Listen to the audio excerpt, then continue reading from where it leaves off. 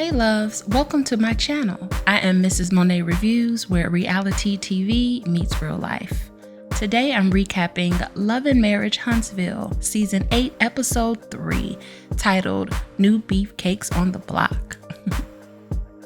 Melanie and Mrs. Nail are at the tennis court playing pickleball. They are really enjoying themselves, which is what I love to see from the cast members on the show. After all that running around, they decided to take a break. And Melody asked Mrs. Nail why she didn't attend the live podcast event. Miss Nail was out of breath, child, explaining that she was out of town visiting friends when the tickets sold out.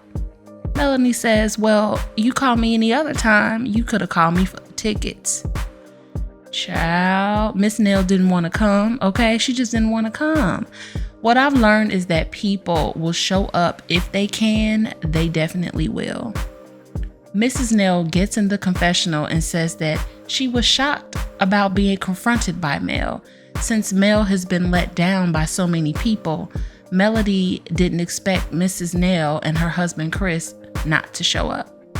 Mrs. Nail apologized for not attending and they moved on. Then Nail asked Melody about Martell going to jail because it's a sensitive topic for her because of her situation with her son being in jail. And Melody explained that Martell texted her and sent her a screenshot of a private, intimate video of the two of them when they were married. And Martell threatened to post it on the internet. Martell let it go, child. So Mel took the evidence to the magistrate and they issued a warrant for Martell's arrest. This is why I'm all for having a good time with my man, but the only way there will be a playback involved in our relations, in our celebrations, if you know what I mean, is when my husband hits the rewind button in his mind. There will be no record button allowed. I hope this is the last episode that they bring up Martell going to jail, because it's getting a little old and we're dragging it out a bit too long. Let's move on. Melanie asked Mrs. Nail about the drama with Mrs. Nail's stepdaughter, Lexi. Apparently, Lexi called Mrs. Nail a side chick since Mrs. Nail was dating her husband, Chris, while he was still married, allegedly. Mrs. Nail says she didn't know Chris was still married and that it was her understanding that they were separated and going through a divorce when she met Chris. So because of that, that doesn't make her a side chick. I'm not sure about this one, Miss Nail. It doesn't make you a home wrecker if you didn't know the man you're dating was married. But if you're dating a married man, especially if you didn't know his marital status, then yeah, no matter what or how you slice it and dice it, Miss Nail, that would make you a chick on the side. I appreciate the fact that Melody and Mrs. Nail were able to address their issues, talk it out, apologize, and put it to rest like real grown women should. Let's move on. Stormi meets up with her friend Latricia. Stormi compliments Latricia on her body because she works out in the gym 3 or more days a week, and she does look good. I give Latricia that. Now, Latricia is a new friend on the show, and you know how it is when new cast members are on. It takes us a while to warm up to them, but we're gonna give her a chance. Latricia asked Stormi, how is motherhood? And Stormi expressed that it's the best thing she's experienced because it was difficult for her to get pregnant. And her IVF journey and all of that was a lot, but they were blessed with their son, Chess, which is the cutest name, and he's the cutest little boy too. Stormi is excited because now Stormi and her husband Courtney are planning to expand their family through surrogacy. Latricia tells Stormi that she saw Tisha in the gym with Destiny and that Tisha wants Latricia to train Tisha. Latricia asked Stormi what's going on in their friendship.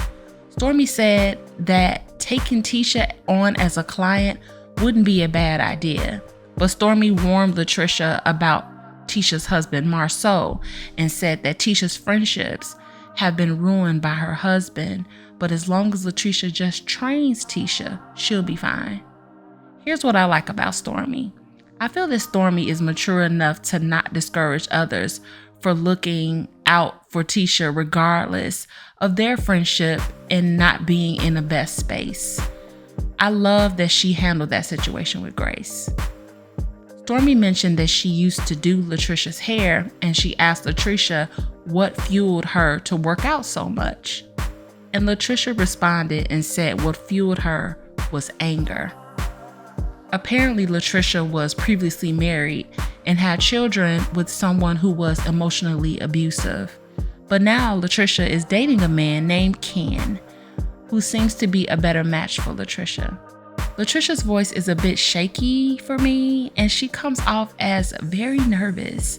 I'm not sure if Latricia's voice is naturally like that, but although she seems a bit camera shy, it seems like Latricia's voice doesn't really match her. You know what I mean? But let's move on. Stormi and her husband Courtney go car shopping for an old school car, and they discuss starting the process for a surrogate. Courtney is a gentle giant, and I really like Courtney for Stormi. They are the type of married couple that seem to genuinely be good friends. We know that friendship is extremely important in a marriage. Stormi told Courtney that they should go out on a double date with Latricia and Kim at the gym. Listen, Courtney was not here for it. I guess Latricia and Ken work people all the way out, and Courtney don't want no parts of that. Ken and Latricia introduced themselves as gym junkies, and now we know why Courtney wasn't going for a double date at the gym with them. Latricia and Ken talk about how they kept their relationship private at first. And I believe private relationships work well for people who are trying to get, established, because we all know relationships are tough when you have a lot of noise in the background or in your face from other people, social media, family, friends. It can be a bit much, but if you take the time to just focus on the two of you and the world around you and how you can coexist together, I believe that privacy first is key. Now, Ken seems like a nice person, but that earring he was wearing though, I don't know. Latricia says that she sees Martell at the gym a lot because she's Destiny's personal trainer. And they were talking about marriage and blending their families together in the future. Latricia had 2 kids from her ex-husband. Ken has 1 daughter from a previous relationship who he says isn't his biological child. I highly commend men who take care of kids, whether it's their biological children or not. So it's official. We have a new couple on the show. We'll have to see how this plays out and why they were really casted on the show in the weeks to come. Let's move on. So Mel meets up with Kimmie and Tisha at a cute little floral shop, which is right up my alley, as you can see. Mel is rocking her short hairstyle with the blonde bayang. The bayang, and I love it. Mel can pretty much rock any hairstyle and it will look good on her, no matter what. But the short blonde haircut and the short Chinese bob are my best looks for Mel. I love the vibe between Melody, Tisha, and Kimmie. They seem to be getting along without awkward energy, and it's really refreshing to see Tisha and Mel not beefing. Kimmie has always been neutral and has maintained friendships with Tisha and Mel and refused to pick sides when there's been friendship fallouts. And I highly respect Kimmie for how she moves. So of course Tisha brings up Martell getting arrested and wanting to know what happened. Melanie asked Tisha that she's surprised that she didn't ask her husband Marceau what happened, because Marceau apparently had a lot to say on social media, allegedly. Now, one thing about Marceau, he gonna antagonize Melody, on and off the camera. Mel proceeds to explain what happened with the arrest warrant with her former husband Martell, and Kimmie and Tisha seems to agree with Melody's decision.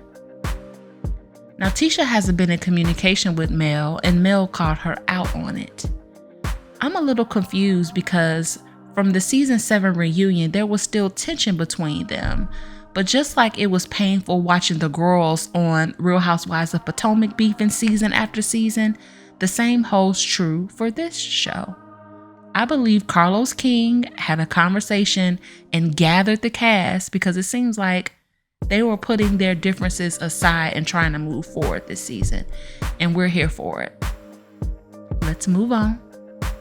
Mel asked Tisha why didn't she come to the podcast. Tisha said if Mel doesn't invite her, she's not showing up. And I don't blame her. It took us back a few years when Tisha showed up to Melody's event and was escorted out by security.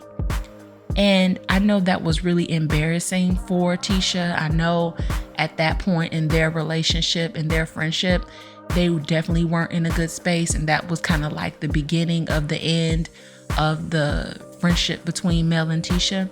But I'm glad to see that they are trying to move past that and work through their differences. So Kimmie said that the reason why she didn't attend Mel's podcast event is because Mel's supporters aren't nice to them. Them meaning Kimmie and Tisha. And that Sonny told her that the audience energy was negative at the podcast event. Kimmie said that she felt like the negative energy that Sonny felt was because she violated girl code when she married Moses, which is Destiny's ex-man. Melody proceeded to laugh and imply that Destiny don't know anything about girl code. Kimmie and Mel try to defend Destiny and ask, well, Mel, Destiny didn't sleep with your man. Mel looks up with a straight face and says, I don't know what Destiny does because she's not my friend. Now pause. Remember early in the episode when Latricia said that she sees Martell because she trains Destiny at the gym? So, does Mel know something that we are about to find out? Child. How do you feel about the new couple, Latricia and Ken? Do you think Destiny and Martell had a flinging team? Let me know in the comments. Thank you for tuning in. Please subscribe to this channel, like the video, and hit the notification bell so that you won't miss any future videos. I will see you next week in my next talk. Until then, take care, my love.